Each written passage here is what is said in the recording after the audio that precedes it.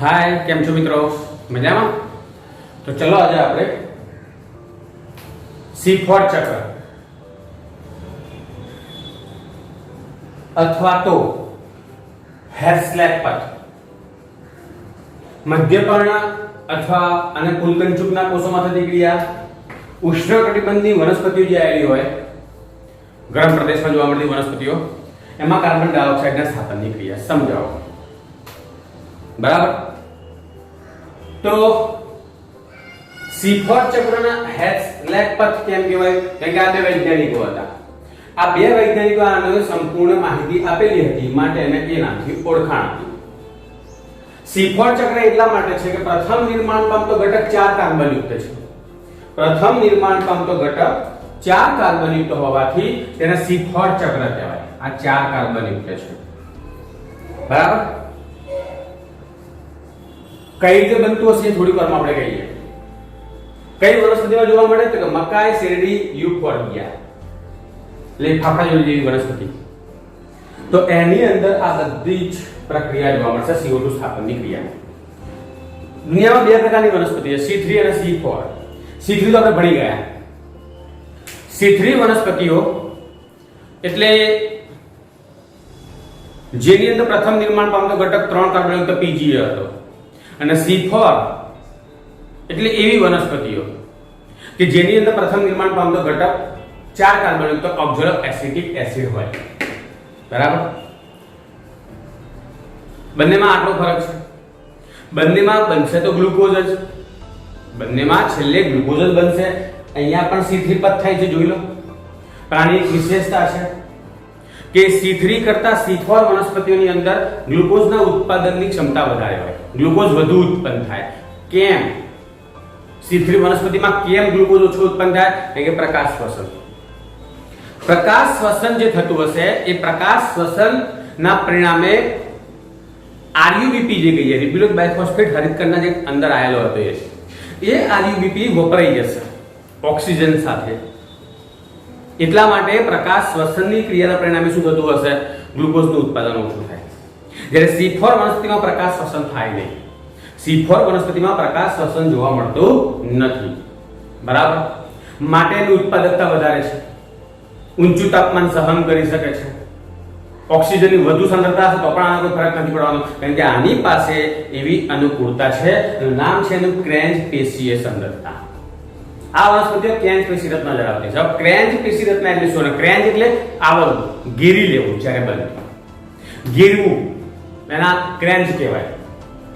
તો આવી વનસ્પતિઓની અંદર કેવું હોય તો તમને કહી દઉં, જે પર્ણ આવેલું હોય તો પર્ણની અંદરના ભાગે અહીંયા જલવા કણવા પેશી જે આપણે વાહિપુલ કહીએ એ ગોઠવાઈ ગયેલા હોય। તો આ છે વાહિપુલ। બરાબર।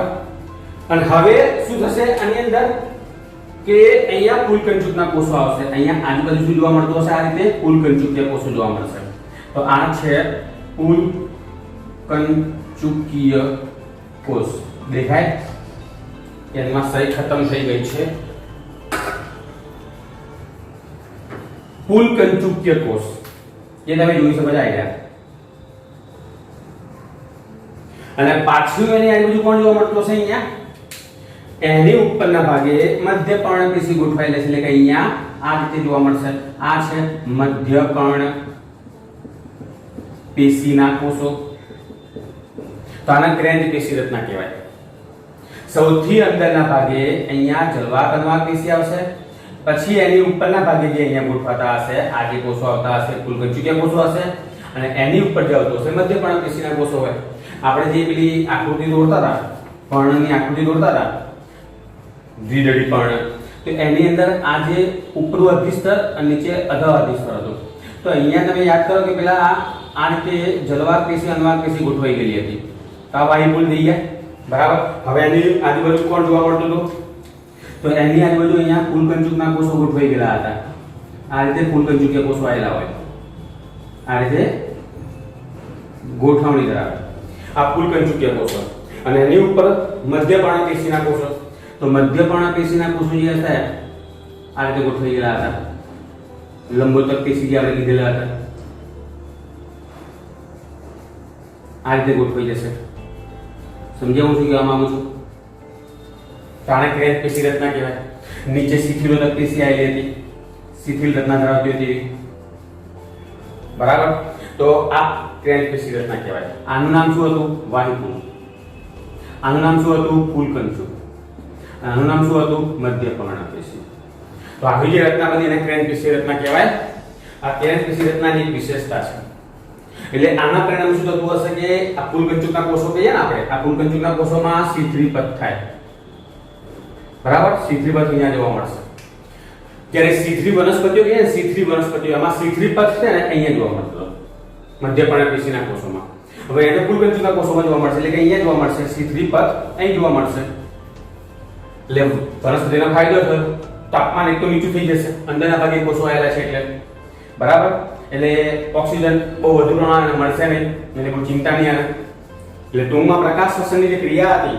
એને તે જોવા નહીં મળે માટે આનો ફાયદો થઈ ગયો છે બરાબર ઊંચું તાપમાન આ સહન કરી શકે છે કેમ કે આની અંદર બે પ્રકારના હરિતકણો આવેલા હશે પાછા હરિતકણની અંદર રચના પણ બે પ્રકારની હોય એમાં જે મધ્ય પર્ણપેશીના કોષો કહીએ ને આપણે આ મધ્ય પર્ણપેશીના કોષો ગ્રેનામાં હોય હરિતકણની અંદર આવી થપ્પીઓ જોવા મળશે ગ્રેનામાં હરિતકણ જોવા મળશે અને ફૂલકંચુકના જે કોષો કહીએ આપણે આ ફૂલકંચુકના કોષો જે આવેલા હશે ને એમાં હરિતકણ જે છે હરિતકણ તેમાં આ રીતે જોવા મળશે ગ્રેનામાં રચના ધરાવતા હોતા નથી તો આ બધી તો ઉપરની છેલ્લી માહિતી હતી કે C4 ચક્રની અંદર કેમ ગ્લુકોઝની ઉત્પાદકતા વધારે C3 કરતા આ બધી એની માહિતી આવી સામાન્ય માહિતી હવે આપણે શરૂ કરીએ C4 ચક્ર તો આ C4 ચક્ર છે જો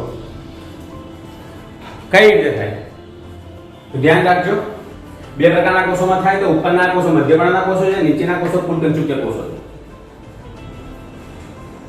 મધ્ય પર્ણના કોષોની અંદર પહેલેથી જ આધારકમાં ફોસ્ફોઇનોલ પાયરુવેટ આવેલું હોય PEP નો મતલબ થાય ફોસ્ફોઇનોલ પાયરુવેટ તો આ PEP પહેલેથી આવેલું હોય અને એ છે ને એ 3 કાર્બનયુક્ત છે ખાસ યાદ રાખજો આ કેટલા કાર્બનયુક્ત જોવા મળશે 3 કાર્બનયુક્ત છે બરાબર અને એ 3 કાર્બનયુક્ત પદાર્થ PEP વાતાવરણ જે કહીએ આપણે એમાંથી CO2 આવશે તો CO2 આવ્યું અને પાણી મળશે એની સાથે પ્રક્રિયા કરશે PEP આ બંને સાથે પ્રક્રિયા કરશે એટલે અહીંયાથી બની જશે કાર્બનિક એસિડ બની જશે આ બંને ભેગા થશે એટલે કાર્બનિક એસિડ બને તો અહીં તમને બતાવી જો H2 CO2 ભેગા થઈને કાર્બનિક એસિડ બનાવો અને કાર્બનિક એસિડનું વિઘટન એટલે H+ અને SCO3- છૂટા પડશે તો આ SCO3- છૂટો પડી ગયો જોઈ લો આ સમગ્ર ક્રિયા જે થઈ આ ક્રિયા થઈ એના માટે જવાબદાર ઉત્સેચક કોણ હશે કાર્બનિક એનહાઇડ્રેસ એની હાજરીમાં આ SCO3- નું નિર્માણ થશે બરાબર એટલે આ બંને ભેગા થશે આમાંથી પહેલા આયુ બનશે અને આ છે ને એ પછી PEP સાથે જોડાશે CO2 ડાયરેક્ટ નથી જોડાતો PEP માં પણ CO2 અને પાણી પ્રક્રિયા કરશે કાર્બનિક એસિડ બનાવશે કાર્બનિક એસિડમાંથી બાયકાર્બોનેટ છૂટો પડશે અને બાયકાર્બોનેટ અને PEP જોડાઈ જશે એટલે 3 ને 1 4 કાર્બન થયા ભાઈ એટલે 4 કાર્બનનો પ્રથમ નિર્માણ પામતો ઘટક કોણ આવી ગયું જોઈ લો ઓક્ઝોએસિટિક એસિડ બરાબર અને સમગ્ર ક્રિયા થવા માટે જવાબદાર ઉત્સેચક કોણ હતો PPCO બરાબર મતલબ નામ શું છે ફોસ્ફોઇનોલ પાયરુવેટ કાર્બોક્સિલેઝ ફોસ્ફોઇનોલ પાયરુવેટ કાર્બોક્સિલેઝ પેપ્કો આવ્યો પેપ્કો બરાબર આ ઓક્ઝોએસિટિક એસિડ જે હશે એનું રૂપાંતર મેલિક એસિડમાં થાય આ પણ 4 કાર્બનયુક્ત એસિડ છે મેલિક એસિડ પણ 4 કાર્બનયુક્ત છે અને આ મેલિક એસિડ જે હશે એ મધ્ય પર્ણના કોષોમાંથી જે હશે એ પ્રસરણ પામશે અને ફૂલકંચુકીય કોષોમાં આવી લો અને ફૂલકંચુકીય કોષોમાં તેનું ડીકાર્બોક્સિલેશનની ક્રિયા થાય ડીકાર્બોક્સિલેશન એટલે કાર્બન ડાયોક્સાઇડ છૂટો પડવાની ક્રિયા એટલે આ CO2 અહીંથી છૂટો પડી જશે કેટલા કાર્બન વાળો પદાર્થ હતો C4 હતો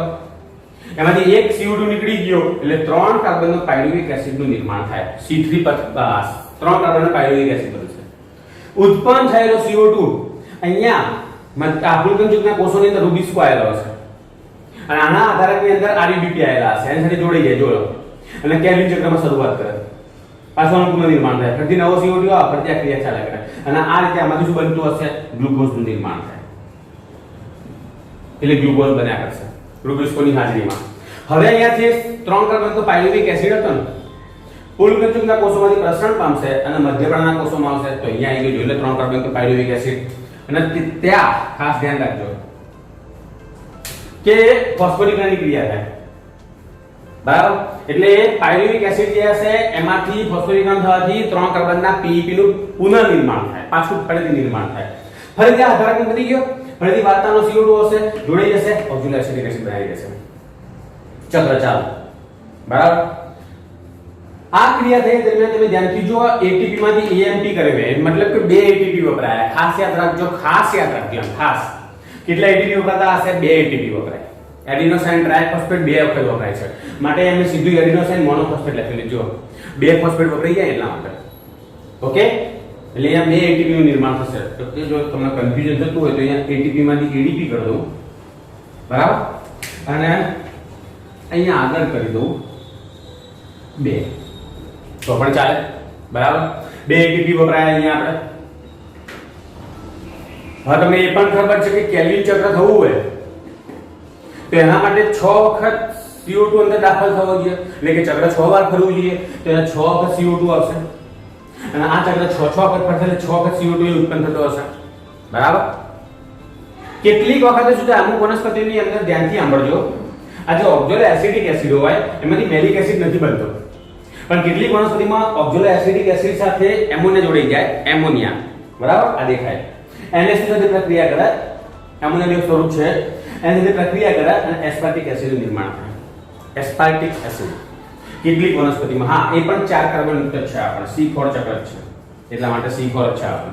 કેટલીકમાં એસ્પાર્ટિક બને, કેટલીકમાં મેલિક, મોટાભાગે મેલિક બને છે. આ તો જસ્ટ તમારે યાદ રાખવા માટે. બરાબર. ઓકે, તો ધ્યાનથી હવે સાંભળો. આ હતું કેલ્વિન, સોરી, આપણું લેક્પટ C4 ચક્ર. હવે આ સમગ્ર પ્રક્રિયાની અંદર કુલ 1 ગ્લુકોઝનું નિર્માણ થયું, 1 ગ્લુકોઝનો અણુ બન્યો તો 18 ATP વપરાય. જો એ લખેલું છે, નિર્માણ માટે 18 ATP વપરાય. અહીંયા હો, અહીંયા.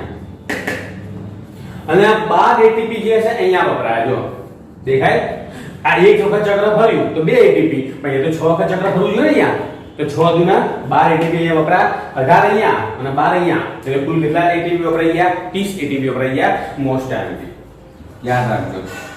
C4 માં 30 ATP વપરાય, જ્યારે C3 માં ખાલી 18 ATP જ વપરાય. અહીંયા C3 થવાનું છે ને, એટલે એના આધાર તો ગણવાના છે. અને આના 6 વખત આ ચક્ર ફરવું જોઈએ. એક ચક્રની અંદર 2 ATP વપરાય, તો 6 વખત આ ફરે એટલે 6 CO2 બન્યા, તો 6 દુના 12 ATP. જ્યારે NADPH તો 12 જ જરૂર પડશે, એમાં કોઈ વધારો સુધારો નહીં. અહીંયા જ વપરાશે 12 NADPH. તમે કહો અહીંયા, અરે નહીં, પણ અહીં તમે જોવો ને પાછું, આ જે અહીંયા જે હશે આમાંથી NADP બન્યું તો પાછું NADP નું કંઈ વપરાઈ જશે પાછું.